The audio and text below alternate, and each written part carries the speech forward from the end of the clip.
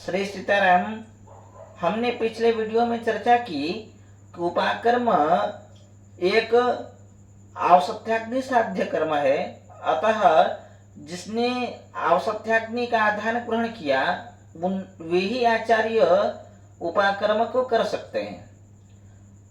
तो आवसत्याग्नि साध्य उपाकर्म है कैसे, इसका क्या प्रमाण है?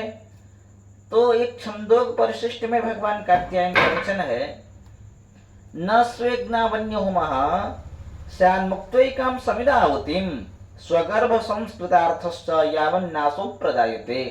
अर्थात अपने द्वारा जो आहित अग्नि है उस अग्नि में किसी दूसरे के लिए कोई संस्कार नहीं हो सकता। अर्थात कोई दूसरा व्यक्ति अपने लिए उसमें होम नहीं कर सकता। केवल एक समिदाहुति को छोड़ करके। समिदाहुति क्या है? उपाकर्म में जो शिष्य के द्वारा दी जाने वाली समिदाहुति है, अर्थात समिधा का होम है, उसको समिदाहुति कहते हैं। वह समिदाहुति ही केवल गुरु के अग्नि में हो सकती है। अन्य कोई भी कर्म किसी दूसरे का नहीं हो सकता।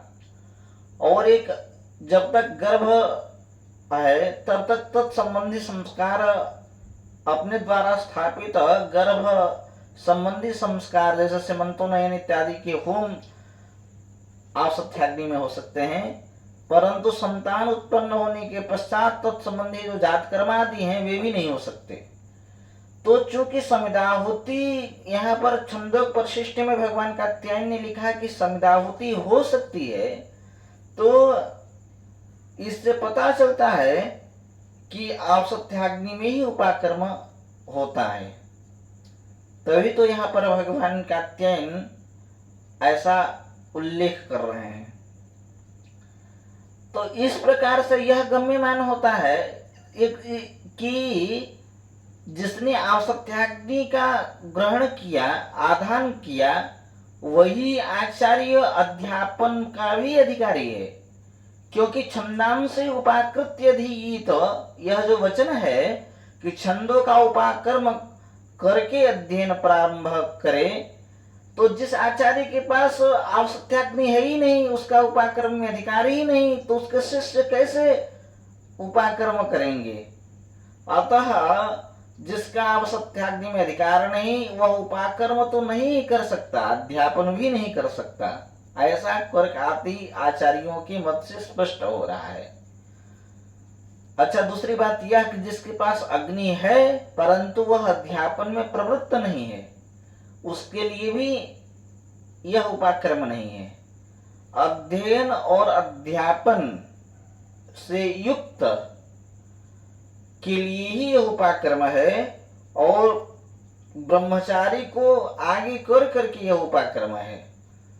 अतः जो अध्यापन करा रहा है परंतु निरग्निक है, और जो अध्यापन नहीं करा रहा है परंतु साग्निक है, अर्थात जिसने आधार ग्रहण किया परंतु अध्ययन नहीं करा रहा है, उन दोनों के लिए उपाकर्म नहीं है।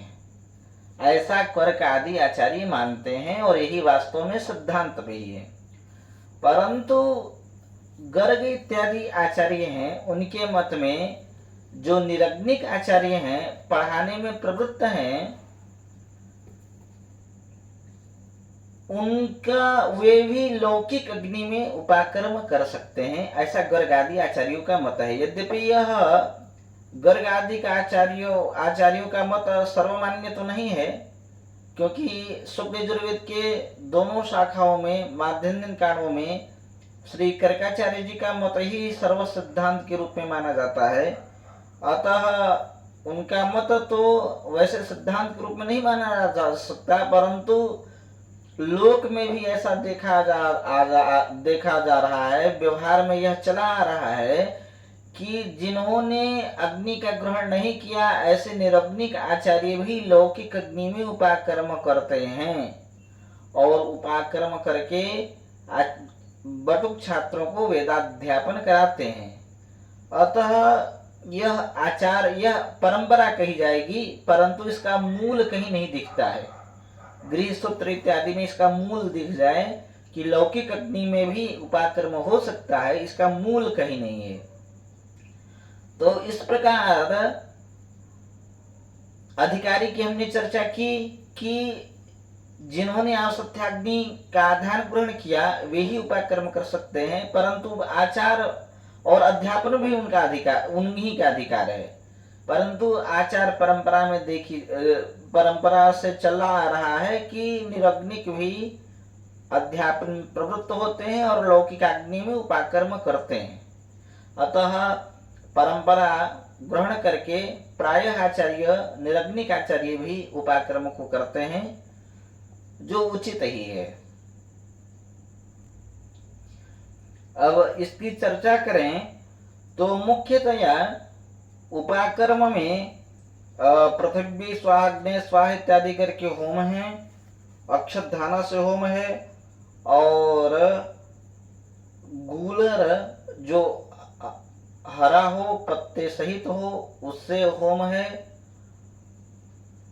और ब्रह्मचारियों के द्वारा भी संध्याधान मंत्र से ही होम है, तथा उसके बाद अक्षतधाना का भक्षण है, दधि भक्षण है, फिर आकर्ष फलक के द्वारा आचार्य कर्तृक तिल होम है, फिर आचार्य कर्तृक ही वेद के अध्याय के आदि अथवा कांड के आदि मंत्रों का अध्यापन आचार्य कर्तृक है, फिर सहनोस्तु से जप है। यह उपाकर्म में अवयव हैं। इतने कर्म उपाकर्म के मुख्य अंग हैं और इन्हीं की उपाकर्म संज्ञा है, जिनका अगले वीडियो में हम विधिवत सूत्र सहित अध्ययन करेंगे। श्री सीताराम।